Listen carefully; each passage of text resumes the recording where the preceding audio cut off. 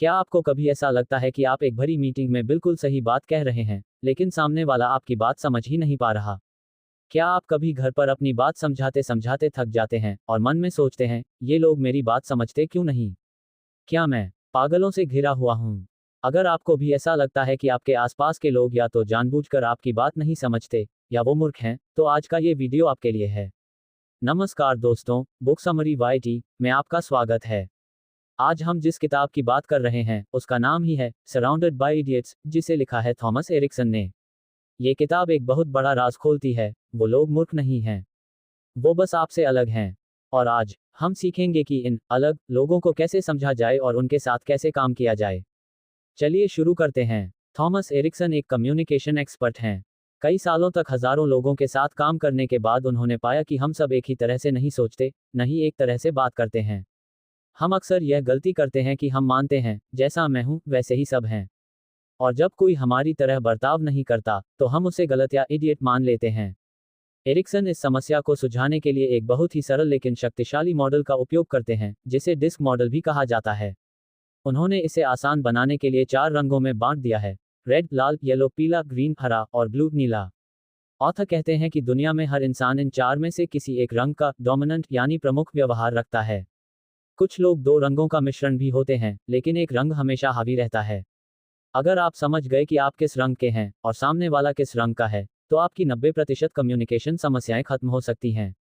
तो चलिए एक एक करके इन चारों पर्सनैलिटी टाइप्स को समझते हैं। और हाँ, वीडियो देखते समय ये पहचानने की कोशिश जरूर कीजिएगा कि आप खुद किस रंग के हैं। 1. द रेड पर्सनालिटी, लाल व्यक्तित्व, द डोमिनेंट। सबसे पहले आते हैं रेड लोग। ये वो लोग हैं जो बॉस होते हैं। रेड पर्सनैलिटी वाले लोग बहुत डोमिनेंट, महत्वाकांक्षी, एम्बिशियस और परिणाम उन्मुख, रिजल्ट ओरिएंटेड होते हैं। उन्हें काम पूरा करने से मतलब होता है। वे तेज चलते हैं, तेज बोलते हैं और तेज फैसले लेते हैं। इनकी स्ट्रेंथ्स: वे पैदाइशी लीडर होते हैं। वे मुश्किल फैसले लेने से नहीं डरते। वे बहुत मेहनती होते हैं और चुनौती पसंद करते हैं। वे सीधे बात करते हैं। कोई घुमा फिरा कर बात नहीं, सीधा पॉइंट पर आते हैं। इनकी कमजोरियां: वे अधीर होते हैं। उन्हें हर चीज कल नहीं, अभी चाहिए। वे अच्छे लिसनर्स नहीं होते। उन्हें लगता है कि बाकी सब बहुत धीरे हैं। वे कंट्रोलिंग हो सकते हैं और कभी कभी आक्रामक यानी अग्रेसिव या रूड लग सकते हैं। उन्हें अपनी गलती मानना पसंद नहीं होता। रेड लोगों को कैसे पहचानें? वे अक्सर कहते मिलेंगे, बस मुद्दे की बात करो, जल्दी करो, या मेरा तरीका सही है। उनकी बॉडी लैंग्वेज बहुत कॉन्फिडेंट होती है। वे सीधा आई कांटेक्ट बनाते हैं। एक्शनेबल टिप: रेड लोगों से कैसे बात करें? अगर आप एक रेड से बात कर रहे हैं, तो स्मॉल टॉक, फालतू बातें बिल्कुल ना करें। सीधे मुद्दे पर आएं। भावनाओं की नहीं, फैक्ट्स और रिजल्ट्स की बात करें। उन्हें ऑप्शंस दें ताकि उन्हें लगे कि कंट्रोल उनके हाथ में है। संक्षेप में बोलें और उनके समय का सम्मान करें। अगर आप ऐसा नहीं करेंगे, तो आप उनके लिए एक इडियट हैं जो उनका समय बर्बाद कर रहा है। 2. द येलो पर्सनालिटी, पीला व्यक्तित्व, द इन्फ्लुएंसर, प्रभावशाली। अब आते हैं येलो लोगों पर। ये आपकी पार्टी की जान होते हैं। येलो पर्सनैलिटी वाले लोग बहुत सोशल, आशावादी और टॉकेटिव होते हैं। उन्हें लोगों के साथ रहना, नए आइडियाज पर बात करना और मजे करना पसंद है। वे टास्क ओरिएंटेड नहीं, पीपल ओरिएंटेड होते हैं। इनकी स्ट्रेंथ्स: वे बेहतरीन कम्युनिकेटर होते हैं और किसी को भी आसानी से प्रेरित कर सकते हैं। वे बहुत क्रिएटिव और आशावादी होते हैं। वे नए माहौल में आसानी से ढल जाते हैं और नए दोस्त बना लेते हैं। उनका सेंस ऑफ ह्यूमर गजब का होता है। इनकी वीकनेसेस: वे बहुत ज्यादा बोलते हैं और दूसरों को सुनने में उतने अच्छे नहीं होते, लेकिन रेड की तरह नहीं, ये बस अपने उत्साह में भूल जाते हैं। वे आसानी से डिस्ट्रैक्टेड हो जाते हैं। वे एक काम शुरू करते हैं, फिर दूसरा, फिर तीसरा। वे डिटेल्स पर ध्यान नहीं देते। प्लानिंग और ऑर्गेनाइजेशन इनका मजबूत पक्ष नहीं है। वे वादे तो कर देते हैं, लेकिन उन्हें निभाना भूल सकते हैं। येलो लोगों को कैसे पहचानें?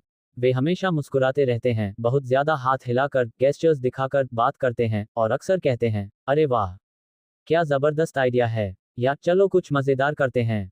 एक्शनेबल टिप: येलो लोगों से कैसे बात करें? अगर आप येलो से बात कर रहे हैं, तो दोस्ताना माहौल रखें। सीधे काम की बात शुरू ना करें। पहले हाल चाल पूछें, कोई मजेदार बात करें। उन्हें बोलने का मौका दें। जब आप काम की बात करें, तो उन्हें क्यों बताएं, उन्हें विजन दिखाएं। उन्हें बोरिंग डिटेल्स मत दें, बस बिग पिक्चर समझाएं। और हाँ, मीटिंग के बाद उन्हें ईमेल पर सारे पॉइंट्स लिखकर भेज दें, क्योंकि वे शायद आधी बातें भूल गए होंगे। 3. द ग्रीन पर्सनालिटी, हरा व्यक्तित्व, द स्टेबल। अब आते हैं ग्रीन लोगों पर। ये दुनिया में सबसे ज्यादा पाए जाने वाले लोग हैं। ये वो गोंद हैं जो टीमों और परिवारों को जोड़कर रखते हैं। ग्रीन पर्सनैलिटी वाले लोग शांत, स्थिर, धैर्यवान और सहयोगी सपोर्टिव होते हैं। वे रिश्तों को बहुत महत्व देते हैं। वे रेड की तरह कंट्रोल नहीं चाहते और येलो की तरह अटेंशन नहीं चाहते। वे बस शांति और स्टेबिलिटी चाहते हैं। इनकी स्ट्रेंथ्स, वे दुनिया के सबसे अच्छे लिसनर्स होते हैं। आप उनसे घंटों बात कर सकते हैं। वे बहुत वफादार और टीम प्लेयर्स होते हैं। वे बहुत धैर्यवान होते हैं और स्ट्रेस में भी शांत रहते हैं। वे बहुत सपोर्टिव होते हैं और हमेशा मदद के लिए तैयार रहते हैं। इनकी कमजोरियां, वे बदलाव से नफरत करते हैं। उन्हें कंफर्ट जोन में रहना पसंद है। वे नो नहीं कह पाते, जिस वजह से लोग उनका फायदा उठा लेते हैं। वे कॉन्फ्लिक्ट से बचते हैं। वे अपनी बात मन में रख लेंगे लेकिन बहस नहीं करेंगे। वे फैसले लेने में बहुत समय लगाते हैं क्योंकि वे सबको खुश रखना चाहते हैं। ग्रीन लोगों को कैसे पहचानें? वे शांत रहते हैं, आराम से बात करते हैं और हमेशा आपकी बात से सहमत होते दिखेंगे भले ही मन में न हो। वे अक्सर कहते हैं, जैसा आप कहें, या मुझे कोई जल्दी नहीं है। एक्शनेबल टिप: ग्रीन लोगों से कैसे बात करें? ग्रीन लोगों के साथ धैर्य रखें। उन्हें फैसले लेने के लिए मजबूर न करें। उनसे बात करते समय अपनी आवाज़ धीमी और टोन दोस्ताना रखें। उनसे उनकी फीलिंग्स के बारे में पूछें। अगर आप कोई बदलाव लाना चाहते हैं तो उन्हें पहले से सूचित करें और उन्हें एडजस्ट होने का समय दें। उन्हें बताएं कि यह बदलाव उनके लिए सेफ है। उनकी वफादारी की सराहना करें। 4. द ब्लू पर्सनालिटी, नीला व्यक्तित्व सटीक। और आखिर में है ब्लू लोग। ये परफेक्शनिस्ट होते हैं। ब्लू पर्सनैलिटी वाले लोग बहुत विश्लेषणात्मक यानी एनालिटिकल, व्यवस्थित और डिटेल ओरिएंटेड होते हैं। उन्हें फैक्ट्स, डेटा और लॉजिक पसंद हैं। वे हर काम को सही तरीके से करना चाहते हैं। इनकी स्ट्रेंथ्स, वे बेहतरीन प्लानर होते हैं और छोटी से छोटी डिटेल पर ध्यान देते हैं।